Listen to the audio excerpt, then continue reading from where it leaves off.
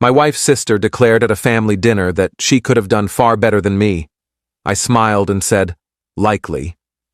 Then I pulled my investment from their family business. 3 months later, they filed for bankruptcy. I'm 38, male, and need to vent because the fallout has been wild. My wife, Sarah, 36, and I have been married for 8 years. Strong marriage, great teamwork, but her family is where things get messy. Her sister, Fiona, 41, has always had an issue with me. I'm a financial consultant who works freelance. Not flashy, but I earn well and excel at my job. Fiona married Ethan, 43, who inherited his father's textile import business. They live in a faux luxury world, leased Mercedes, designer clothes, constantly posting about their perfect life. Here's what most didn't know. 3 years ago, Ethan's business hit a cash flow crisis. Overseas suppliers demanded upfront payments, clients delayed invoices, a classic pinch.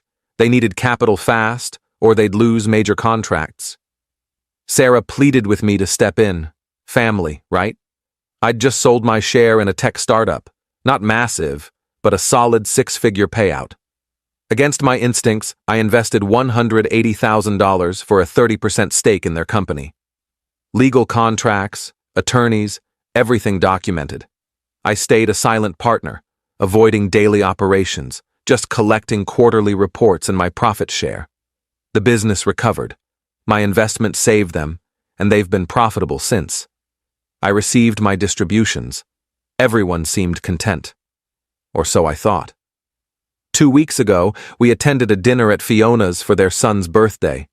Pleasant night until Fiona's 3rd glass of wine. She started rambling about how Sarah was always the beautiful one, could have married that lawyer from college or the hedge fund guy who adored her. Then she stared at me and said, I mean, she could have done so much better than, well, you know. She gestured at me. A consultant? Really? She settled big-time dead silence. Sarah's face flushed. Ethan suddenly became engrossed in his napkin. Their kids, 16 male and 14 female, looked horrified. I just smiled and said, likely. Fiona laughed. At least you get it. We finished dinner quietly. On the drive home, Sarah apologized profusely. I told her it wasn't her fault. The next morning, I contacted my attorney. By midday, I'd filed notice to exit the partnership and demanded repayment of my investment. The contract I'd insisted on 3 years ago had a clause letting me withdraw with 90 days' notice, recouping my full investment plus accrued interest. I wanted out. Ethan called within hours, frantic. Man, what's this? We can't just pull together $180,000 plus interest. $195,000. Then figure it out. You have 90 days. Is this about Fiona's comment? She was tipsy. She didn't mean it. My decision's made. See you at the buyout. That was 2 weeks ago. Since then, it's been chaos. Update 1. The entitlement has hit new levels. First, they tried emotional manipulation. Fiona called Sarah, sobbing about how I was ruining their lives over a drunken remark. Sarah stood firm, proud of her, and said it was my money, my choice. Then came the family ambush. We went to Sarah's parents' house thinking it was a casual Sunday lunch. Nope. Intervention set up with Fiona, Ethan, and their kids. Fiona's daughter, Lily, was coached to cry about losing her elite school. Their son, Connor, mentioned his college dreams. Ethan showed a spreadsheet detailing how they'd need to sell assets, possibly lose their house. My response? You should have considered that before insulting your main investor. Fiona flipped out. It was a joke. You're this fragile? What kind of man destroys a family over hurt feelings? The kind who doesn't bankroll people who think he's lesser. Things got interesting. Ethan slipped that they'd already sought loans. No one would touch them. Their credits maxed, the business properties leveraged, and without my capital, banks see them as too risky. Then Fiona said something that sealed their fate. Fine. We don't need your money. Ethan's business survived before you, it'll survive after. You did us a favor. Now I don't have to pretend to appreciate you. Ethan's face paled. Fiona, stop. No, I'm done acting like he's some hero. Anyone could have written a check. He got lucky with that startup. He's still just a dull consultant who lucked into my sister. I recorded it all on my phone, legal in my one-party consent state. Sent it to my lawyer with a note. Make this buyout ironclad. Last week they tried a new tactic. They started telling people I'm vindictive, wrecking family over nothing. Fiona posted on social media about family betrayal and money corrupting people. Some friends messaged me about doing the right thing, being the bigger person. My favorite was from Fiona's book club friend. Real men don't ruin families over words. Grow up, I ignored them all but documented everything. The 90-day deadline's nearing. They've got 60 days left. From what Sarah hears, she's fully on my side but still talks to her mom. They're panicking. Ethan's hunting for investors, but no one's biting. Their business only works with hefty cash reserves. Without my stake, it's a shaky structure. Best part? I ran into Fiona at the supermarket yesterday. She marched up to me. You win. Happy? You're destroying my kids' futures because your pride got hurt. No. I'm reclaiming my legal investment. What you do with your business after is your issue. You're pathetic. This is why Sarah deserved better, and yet she chose me, the pathetic consultant whose money you gladly took. She stormed off. Their entitlement is unreal. They genuinely believe my money is theirs by right. 60 days to go. Update 2. The desperations turned absurd. With 30 days left, Ethan tried selling partial stakes to other investors. Problem? My 30% stake includes a right of first refusal on any sale. Every potential investor learned I was exiting and backed out. No one wants family business drama with the stable capital leaving. Fiona tried financial manipulation. She convinced her mother to call me. This kind, 68-year-old woman who's always been good to me was crying. I don't understand why you're doing this. Fiona made a mistake. Can't you forgive family? I explained it was a business decision, not personal. Then she dropped a bombshell. Fiona says if you don't stop, I might have to sell my house to help them. I called Sarah immediately. Fiona had guilt-tripped their mom, suggesting she might need to mortgage her paid-off house to save the business. Sarah went ballistic on her sister. Their relationship's essentially done. 2 weeks ago, things got legally spicy. I received a letter from a shady lawyer, not Ethan's business attorney, claiming I breached fiduciary duty as a partner and that my withdrawal was meant to harm the business. They threatened to sue for damages. My lawyer chuckled, sent a reply with my contract proving my right to exit, records showing I never managed operations, no duty to breach, the recording of Fiona saying they didn't need my money, and a warning that frivolous lawsuits would face a fierce legal counter. Haven't heard from that lawyer since. Last week was the peak. Ethan showed up at my office, not aggressive, just broken. Man to man, we're losing everything. The house, the business, everything. My kids, I can't provide for them. You had a profitable business. Figure it out. We used profits to grow. New machines, more staff. We assumed your capital was locked in. You assumed wrong. That's why contracts exist. Fiona's falling apart. On anxiety meds. Can't sleep. Not my problem. Then he tried the family angle. We're family. Your niece and nephew. Think of them. I am. I'm thinking how their mom thought it was fine to humiliate me in front of them. What does it teach if there's no consequence? He left, defeated. Almost felt bad. Almost. Yesterday, with 10 days left, Fiona sent a formal apology letter. Not an email, a physical letter. 3 pages of regret, admitting she's always been jealous that Sarah found stability while she and Ethan struggled to keep up appearances.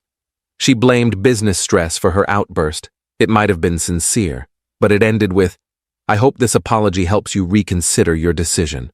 Not about remorse, just the money. It's always about the money. Sarah's been amazing through this. She's told her family she supports me fully. What clinched it for her was them dragging her mom into it. Our marriage is stronger than ever. 8 days until the deadline. They still don't have the funds. Update 3. I didn't think they could stoop lower. I was wrong. Fiona went full scorched earth. She spread a story that I've been financially controlling Sarah, isolating her, managing all the money, and that pulling my investment was me punishing her family to maintain dominance. She called Sarah's friends, claiming I keep her from family, control our finances, and this business move is about power. One friend, Claire, called Sarah worried. Sarah lost it. Went to Fiona's house for a shouting match the neighborhood overheard. Sarah warned that one more lie would lead to a defamation lawsuit. But here's the twist I didn't expect. Ethan's business partner, Mark, who owns 20%, contacted me yesterday. Offered to buy my 30% stake for $200,000, more than I'm owed. I was wary, so I investigated. Mark's been planning this. He knew Ethan and Fiona were overspending. He knew they couldn't handle a major capital withdrawal. He's been quietly positioning to take majority control. If I sell to him, he'll own 50% and can push them out entirely. Mark and I met for coffee this morning. They've been draining the company, he said. Lavish business trips that were vacations. Fiona's on payroll as a branding consultant doing nothing. Company cards for personal expenses. I've documented it all. Why wait? Needed the right moment. Your exit gave me the opening. They can't buy you out. I can. Then I control the board. It's brutal. It's cold. It's exactly what they deserve. I'll need to review with my lawyer, I said.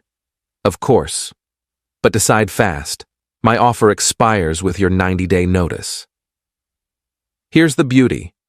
If I take Mark's deal, Ethan loses his father's company. The thing that defines him, gone. And it's all legal. Fiona doesn't know about Mark's offer yet. She's still scrambling, now trying to get a high-interest hard money loan. Ethan's begging suppliers for extended credit or investments. Everyone's declining. Their son Connor contacted me yesterday. He's 16, seems like a good kid despite his parents. Uncle, I know Mom was wrong. But can you give us more time? Like 6 months? Your parents had 3 years to show basic respect. They didn't. This will ruin my life too. No, it'll change it. There's a difference. You'll adapt. He hung up. Can't blame him. Sarah asked last night what I'll do about Mark's offer. I'm taking it. The extra $5,000 covers legal fees, and knowing Ethan will lose the business entirely is poetic justice. Fiona belittled me while taking my money. Now she'll see what happens when the dull consultant stops tolerating disrespect. 2 days left. Told Mark I'm in. Papers signed tomorrow. They're about to lose it all, and I'm sleeping soundly. Final update. The bankruptcy filing hit exactly 92 days after I withdrew my investment, but I'm jumping ahead. On the deadline day, Ethan called 18 times. Fiona sent endless texts to me and Sarah. They'd scraped together $140,000, borrowed from friends, maxed out credit, even got their church involved. Still $55,000 short. Their last effort was showing up at our house at 10 p.m. with a $140,000 cashier's check and a promissory note for the rest. Ethan looked like he'd aged a decade in 3 months. Please, this is all we have. Take it and give us 6 months for the rest. My deal with Mark closes tomorrow. That's when Fiona learned about Mark. Her expression, pure shock. Mark? Our Mark? He's buying you out? For more than you owe me, actually. She turned to Ethan. You said Mark was with us. Ethan stared at the floor. He knew it was over. The next morning, I sold my stake to Mark. Smooth transaction. Mark called a board meeting and presented evidence of financial mismanagement. Voted Fiona off the payroll and demoted Ethan to a salaried employee with no authority. Ethan could stay under Mark or leave and start over at 43 with no capital and ruined connections. He chose to leave. Pride, I suppose. Within a month, they sold their house, barely breaking even with their loans, pulled their kids from private school, and Fiona got a job at a PR agency, earning $45,000 a year. Ethan's a sales rep for a fabric company. Together, they're making maybe half their old business income. The bankruptcy was personal, not business. Without the company's revenue and with personal debt from their lifestyle, they couldn't keep up. Chapter 7. Clean slate. But their credits ruined for a decade. Here's the twist. Connor, their son, reached out last week. Asked for help with financial planning. Kids working part-time, saving every penny, determined not to end up like his parents. I agreed to guide him. Fiona's livid, but she can't stop him. Sarah's done with her sister. Their mom understood the truth after the bankruptcy and learned about Fiona's lies. She apologized for initially siding with Fiona. Last week, I ran into Ethan at a cafe. He looked drained. "Mark's changing the company into something Dad would have despised," he said. "All tech and cost-cutting." "But profitable?" "Yeah, very. Then Mark's a better businessman than you." He stared at his coffee. "Fiona still thinks you overreacted." "And you?" "We got what we deserved. We took you for granted." He paused. "I never thanked you for that investment 3 years ago. It saved us. We just forgot that you didn't forget. You thought you didn't need to remember." He nodded and left. Fiona still posts online about overcoming hardship and discovering true family.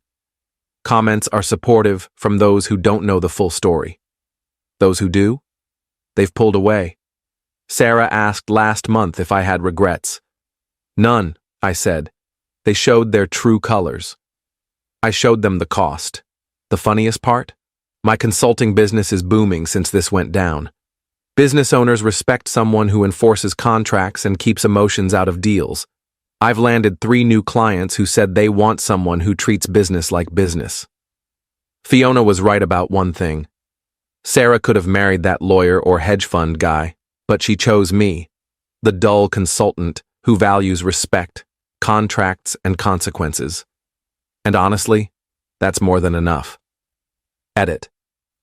Since people keep asking, yes, it's legal. Yes, lawyers reviewed everything. No, I don't feel bad. Respect costs nothing. They chose not to give it while taking my money. That's on them.